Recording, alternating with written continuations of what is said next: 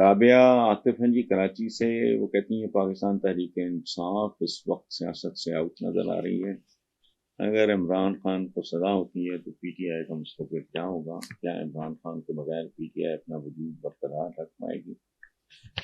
لیکن بیٹا اس کا انحصار ہے مکمل طور پہ اس بات پہ کہ جو وارث ہیں ان میں کوئی دم ہے، ان میں سکت ہے، ان میں عقل سمجھ بوجھ ہے، اور کیا عوام ان کو ایکسیپٹ کرتے ہیں؟ اور میں نہیں جانتا کہ اگر ایسی صورتحال ہوتی ہے تو پی ٹی آئی کو کون دیکھیں، اس کا ایک ثبوت دیتا ہے نا، ہم ہوا میں تو نہیں تیز چل رہا ہے۔ اس کی ایک بنیادی میں آپ کو مثال دیتا ہوں کہ ذوالفقار علی بھٹو کو سزائے موت دی گئی، وہ عدالتی قتل تھا، پوری دنیا جانتی ہے۔ عدالتی طور پہ اس آدمی کو قتل کیا گیا، کیا لگتا ہے بے نظیر بھٹو میں جان تھی؟ اس نے جنگ لڑی، لڑائی لڑی، 2 دفعہ وزیر اعظم۔ اگر اسیسنیشن نہ ہوتی، بے نظیر بھٹو قتل نہ ہوتی، تیسری بار بھی وہی تھی، لاٹری نکل آئی نواز شریف کی۔ اچھا، اس کے بعد اس کا پھر آگے کیا ثبوت ہے کہ بے نظیر بھٹو کے سیاسی منظر سے ہٹتے ہی، یعنی ان کے قتل کے بعد پیپلز پارٹی سکڑ کے سندھ تک رہ گئی لیکن ختم نہیں ہوئی۔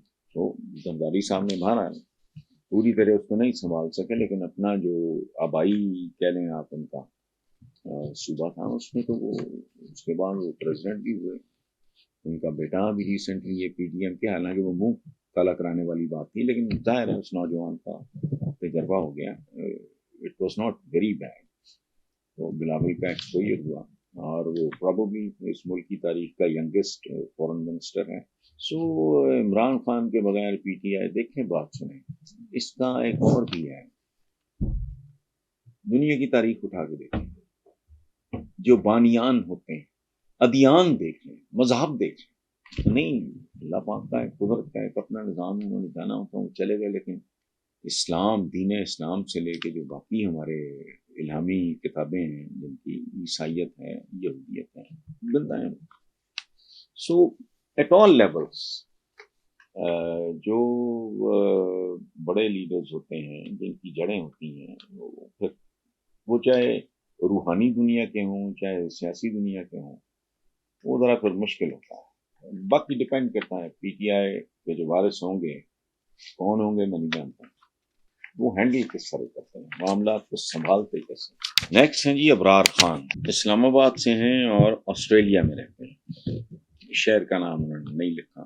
وہ کہتے ہیں جی بازار ساری سیاسی جماعتیں اس وقت الیکشن کے حق میں نہیں ہیں، یہ لوگ الیکشن اس لیے نہیں چاہتے کہ عوام عمران خان کے ساتھ ہیں۔ گزشتہ پی ڈی ایم حکومت کے اقدامات نے بھی عوام کو بے حد مایوس کیا ہے۔ کیا سیاسی جماعتوں کو اپنی شکست نظر آ رہی ہے؟